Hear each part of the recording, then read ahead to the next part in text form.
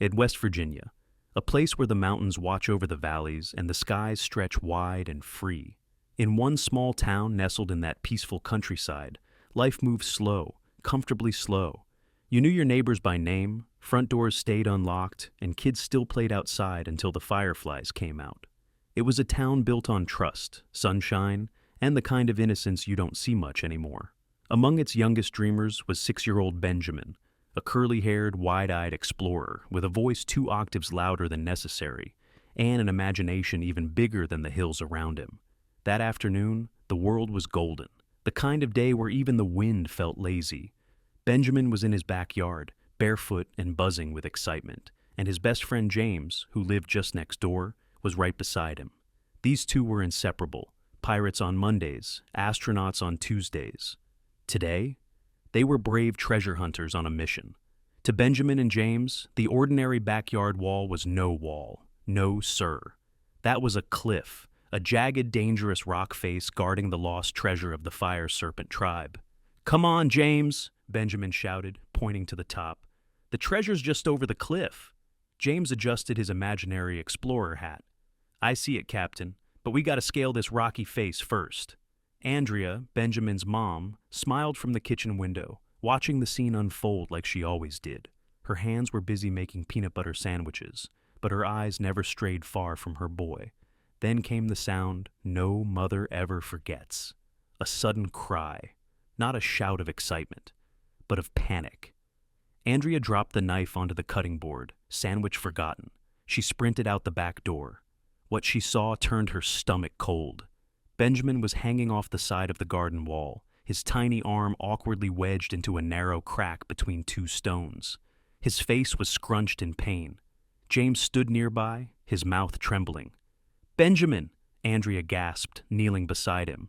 "Honey, I'm here." "I'm stuck, Mom," Benjamin whimpered, fighting tears. "I tried to pull it out, but... Ow!" Andrea examined his shoulder carefully. It was lodged deep. The more he squirmed, the more pain flickered across his face. "Okay, sweetheart, don't move," she said gently, her voice calm, despite her rising panic. "Mommy's going to get you out, but we need help." She rushed back into the house and dialed for an ambulance, her fingers trembling. Then she called James's parents, who came running the moment they heard. James clung to his mother, eyes brimming with tears. "I didn't mean to, Mom. I was trying to help him climb." James' father knelt down and hugged him. "You didn't do anything wrong, buddy. You were being a good friend. We'll fix this." Within minutes, the sound of sirens filled the quiet street. The paramedics arrived with calm precision. They assessed the scene, speaking in low, measured tones. One gently stabilized Benjamin's arm, while another slid special wedges into the crack to release the pressure. "All right, little man," one of them said kindly. "We're gonna get you out, nice and easy." Benjamin winced, but stayed still. James held his breath the entire time. With one last careful maneuver, the paramedics freed Benjamin's shoulder. He let out a sob of relief. Andrea gathered him into her arms instantly, kissing his forehead, whispering soft reassurances. She climbed into the back of the ambulance with him, holding his hand all the way to the hospital. At the emergency room, they were met by Dr. Peter Wills, a gentle, seasoned physician with a calming presence that could settle even the most nervous child. After examining Benjamin's arm and shoulder, Dr. Wills gave them the best news possible. It was a minor injury, a deep bruise, but nothing broken. A little rest, some ice packs, and he'd be back to climbing walls in no time. Andrea laughed through her tears, overwhelmed with relief. Thank you so much." Dr. Wills nodded, then grew thoughtful. "Andrea, I'd recommend notifying local safety officers, not for blame, just to make sure that wall and the rest of the play area are safe for children. It's standard procedure." She agreed. Later that evening, a local police officer knocked gently on their door. Officer Vio was tall, kind-eyed, and wore a badge like it was a promise, not a threat. He knelt to Benjamin's level, giving him a friendly smile. "Hey, kiddo, heard you had quite the adventure." Benjamin nodded shyly. "Listen," Officer Vio said, "I just came to make sure everything's okay.